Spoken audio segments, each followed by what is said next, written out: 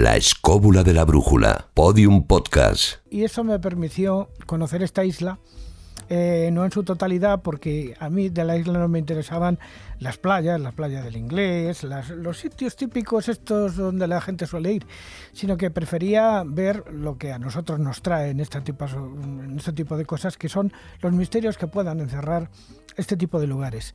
Y en Gran Canaria encontré un buen puñado de ellos y muy interesantes. Quizá el más interesante de todos fue cuando me subieron hasta un lugar que llaman la Cruz de Tejeda, de donde se domina prácticamente toda la isla, porque está muy cerca o a la vista del pico más alto de todos, que es el Pico de las Nieves, una montaña de cierta altitud, 1900 metros, no es cualquier cosa. Y recortado contra el horizonte había dos roques, allí lo llaman roques y tal, que son pues eso, una especie de menires naturales que sobresalen de la niebla y que se elevan sobre los valles, que son el Roque Ventaiga y el Roque Nublo. Entonces me acerqué, subí y pude comprobar que efectivamente estaban rodeados de una serie de cazoletas, de una serie de incisiones practicadas en la roca como piletas, pero que que todas tenían un origen absolutamente ritual o una función absolutamente ritual o lustral para los viejos canariones. Yo me imagino, no sabemos quiénes eran exactamente, pero sí que lo tenían.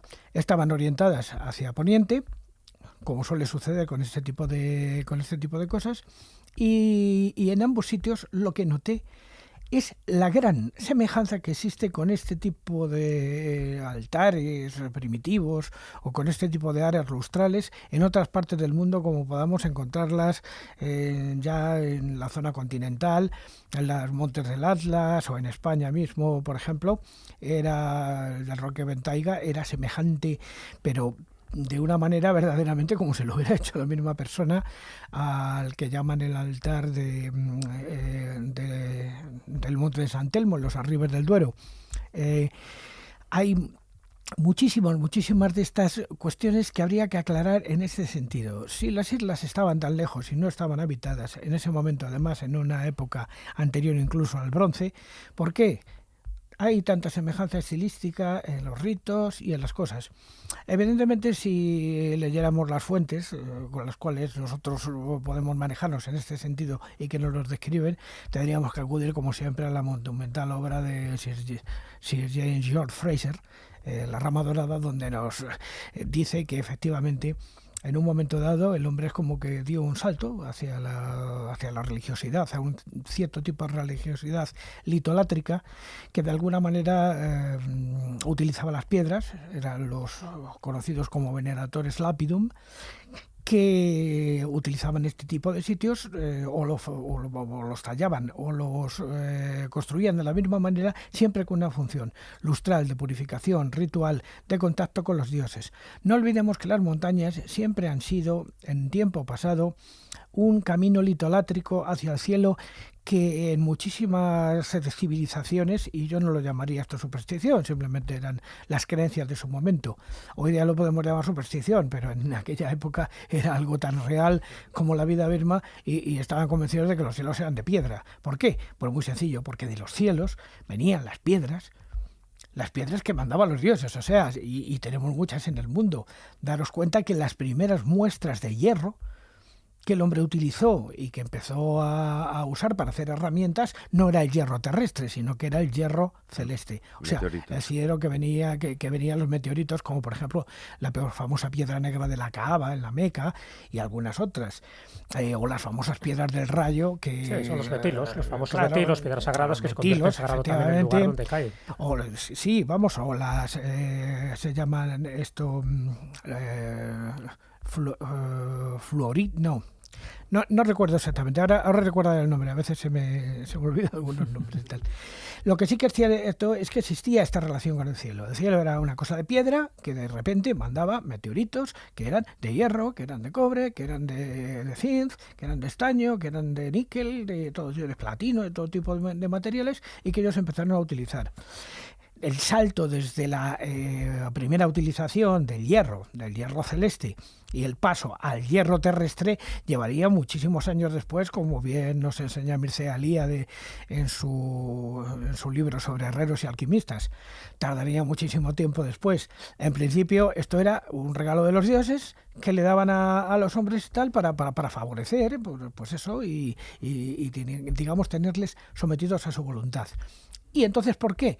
En las montañas, en las partes más altas, se construían este tipo de altares para agradecer precisamente esta intervención litolátrica divina por parte de los cielos, ¿no? Bueno, pues esto me lo encontré en Gran Canaria, aparte de otras muchísimas cosas. ¿Se pueden o que no se pueden encontrar? Estas se pueden encontrar porque estas... Sí, esto no. A ver, ahora, vale. ¿Que se pueden o que no se pueden contar? Sí, se pueden encontrar perfectamente. El que no se puede Lo digo por lo de los bares que he dicho antes. Bueno, ahora llegaremos al capítulo de los bares. Uno que no se puede encontrar era una formación geológica que hubo en tiempos que se llamaba el dedo de Dios, que era literalmente un dedo puesto de punta hacia arriba en una forma un tanto procaz. Pero se ha caído con el tiempo porque el mar bravío pues lo ha ido doblando hasta que lo bajó. Y el capítulo de bares está cuando me llevaron a Teror a comer papa arrugada con mojo picón, claro. Pero pude tener la oportunidad de ver su fuente de aguas agrias, unas aguas magníficas llenas de elementos minerales, de sulfuros y sobre todo de gas. Y además poder contemplar la gran patrona de Gran Canaria, que es la Virgen del Pinar, que está en Teror, que tiene una vocación mariana importante. Y es curioso, pero las vírgenes canarias, lo que sí he observado es que están relacionadas con fenómenos de la luz.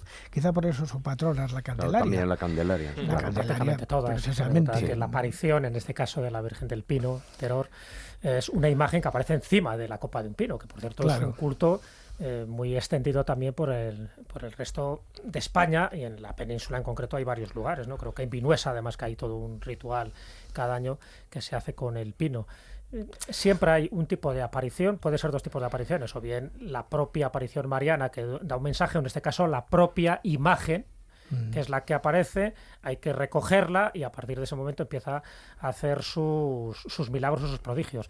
Pero el hecho cuando aparece esa Virgen es llamativo, creo que es en 1481, que es justo cuando se está produciendo la conquista de Gran Canaria. Claro. Entonces, hay una parte pseudopolítica, pseudo-religiosa para intentar sacralizar un lugar y para intentar cristianizarlo, imponer claro. Un culto cristiano a una zona que era totalmente pagana. Hombre, tú sabes perfectamente que ese fenómeno se da en España en muchísimos lugares.